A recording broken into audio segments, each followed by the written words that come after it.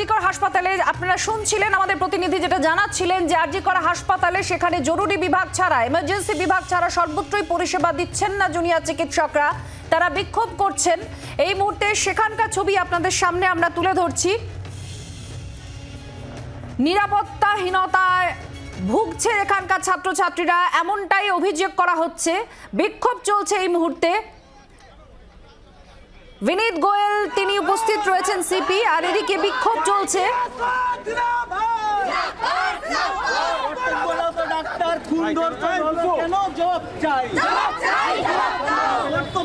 আর এখানে সজল ঘোষ আছেন, বিজেপি নেতা সজল ঘোষ, তিনি উপস্থিত রয়েছেন এই মুহূর্তে।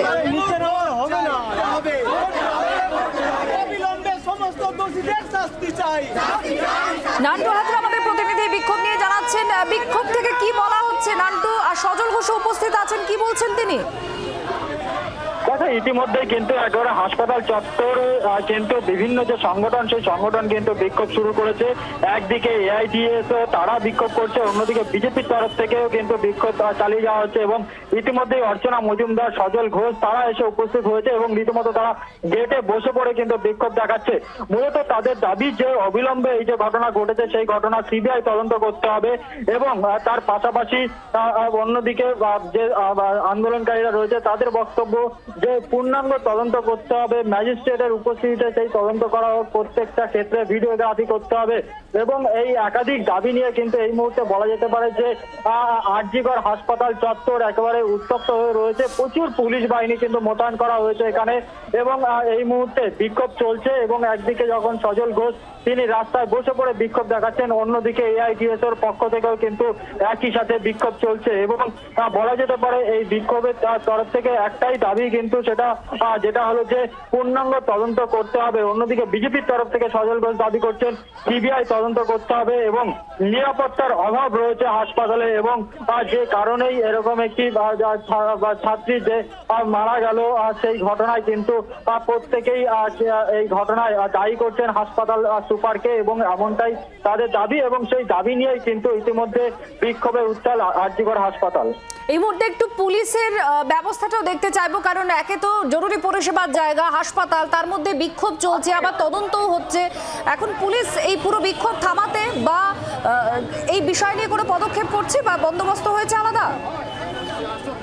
দেখো, পুলিশের তরফ থেকে প্রচুর পুলিশ মোতায়েন করা হয়েছে। তারা সজল ঘোষের সাথে তারা কথাও বলেছেন, কিন্তু এই মুহূর্তে পুলিশ তারা কিন্তু কর্ডন করে দাঁড়িয়ে রয়েছে। প্রচুর পুলিশ মোতায়েন করা হয়েছে, কিন্তু যারা আন্দোলনকারী তাদেরকে বোঝানোর চেষ্টা করা হচ্ছে এবং তাদেরকে যাতে এক পাশে গিয়ে তারা বিক্ষোভ দেখায় বা তাদের যে আন্দোলন সেই আন্দোলন চালিয়ে যায় সেই কথাই বলছে। কিন্তু আন্দোলনকারীরা তারা কিন্তু অনড় রয়েছে এবং তারা হাসপাতালের চত্বরে বিক্ষোভ দেখাচ্ছে। এবং বিজেপির তরফ থেকে সজল ঘোষ তিনি রাস্তায় একেবারে গেটের সামনে তিনি বসে রয়েছেন এবং সেখানে বসে বিক্ষোভ দেখাচ্ছে। গাড়ি চলাচল হাসপাতালের ভেতরে যে গাড়ি অ্যাম্বুলেন্স ঢোকে সেইগুলো কিন্তু ঢোকা পুরোপুরিভাবে বন্ধ হয়ে গেল বলা যেতে পারে।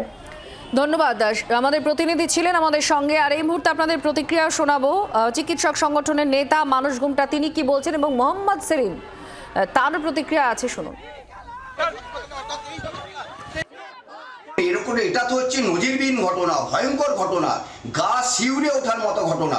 আমাদের পশ্চিমবঙ্গের বুকে এরকম ঘটনা মানে সাম্প্রতিক অতীত কেন, অতীতকালে কোথাও কোনোদিন ঘটেছে বলে আমাদের জানা নেই।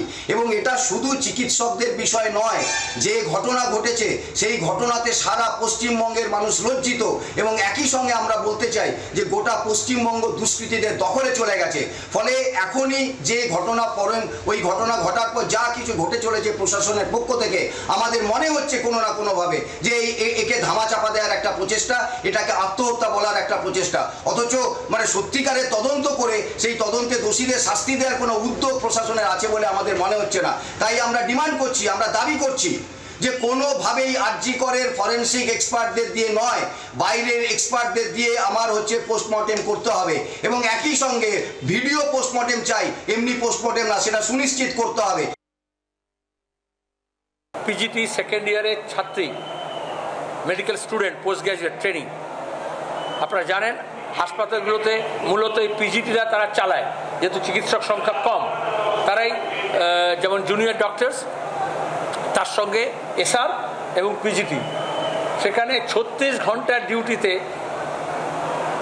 যে মহিলা ছাত্রী চিকিৎসক পোস্ট গ্রাজুয়েট ট্রেনিং জি কর হাসপাতালে গত রাত্রে ডিউটি করছে। আপনারা জানেন লাগাতার 36 ঘন্টা 36 ঘন্টা ডিউটি করতে হয়, ডিউটির ফাঁকে ফাঁকে পড়াশোনা করতে হয়, পরীক্ষার প্রস্তুতি নিতে হয় এবং রেস্টও নিতে হয়। রাতের বেলা সহকর্মীদের সঙ্গে মাঝরাতের পরে তারা খেয়েছে, তাই করে ডিউটির চাপে।